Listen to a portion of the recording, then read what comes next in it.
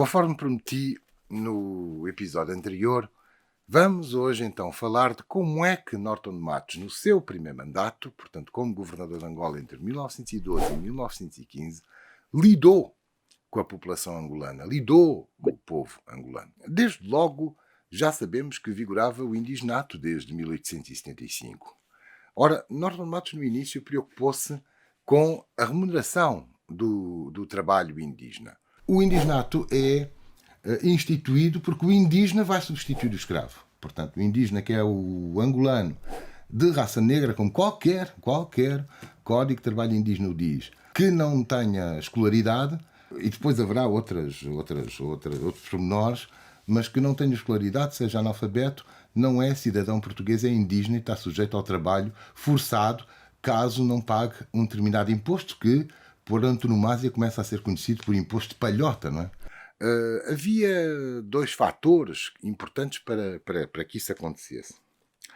Um deles era um problema que já vinha a sentir-se desde o final do século XIX, que era a dificuldade de encontrar carregadores nas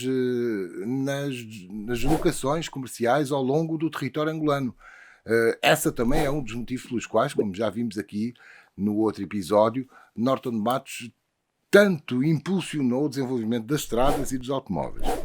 Além disso,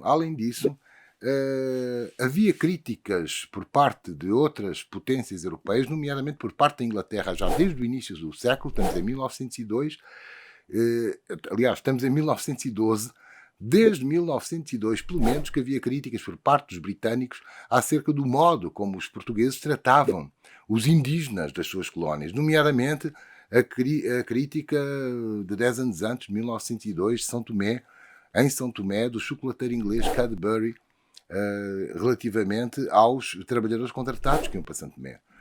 Norton Matos, desde o início, teve a preocupação de remunerar os trabalhadores negros, africanos, em moeda, mas deparou-se com dificuldades financeiras advenientes da própria situação económica portuguesa, esbarrou com uma carência de moedas metálicas e com uma baixa acentuada na cotação da borracha. Isso pode ser visto, um dia falaremos certamente melhor, mas já pode ser visto nos romances do Castro Sormanha a respeito do início do século XX.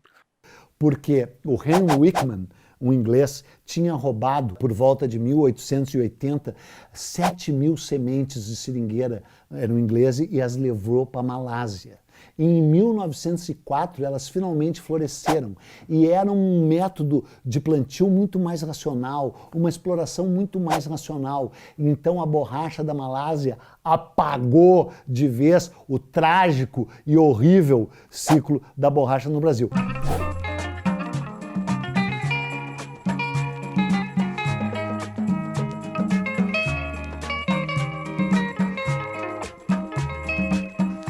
No entanto, o Banco Ultramarino, até 1921 aproximadamente, remediou o problema das moedas através da emissão e distribuição de cédulas através da Junta da Fazenda.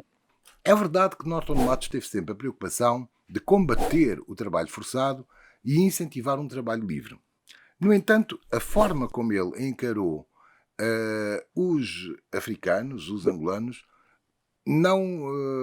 não fez dele propriamente uma figura particularmente simpática. É certo que uma certa burguesia angolana tinha tido alguma esperança, quer a Primeira República, quer este governo tão eficaz ele não é o primeiro governador da Primeira República, é o terceiro.